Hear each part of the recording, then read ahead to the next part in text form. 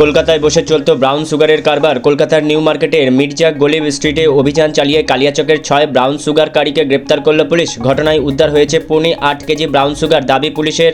বৃহস্পতিবার ধৃতকে হেফাজতে চেয়ে পুলিশ পেশ করে মালদা জেলা আদালতে। একদিনের জন্য ধৃতদের জেল হেফাজতের নির্দেশ দেয় আদালত। কালিয়াচক থেকে ব্রাউন সুগারের বীজ ধোয়া কলকাতায় ছড়িয়ে থাকায় উদ্বিগ্ন জেলা পুলিশ কর্তারা। ধৃতেরা হলো মাসিদুল শেখ, মোহাম্মদ আবদুল্লাহ শেখ, ইসমাইল শেখ, সাদিক শেখ, মোবারক শেখ এবং সাদিকুল শেখ। সাদিকুল কালিয়াচকের ইমাম জাগির এবং বাকিরা মোজামপুরের নারায়ণপুরের কিসমাত টোলার বাসিন্দা। ধৃতদের হেফাজত থেকে মিলেছে 7 কেজি 863 গ্রাম ব্রাউন সুগার, যা অত্যন্ত উন্নত মানের। মূল্য প্রায় 8 কোটি টাকা। ঘটনায় আর কেউ জড়িত রয়েছে কিনা তা খতিয়ে দেখছে পুলিশ।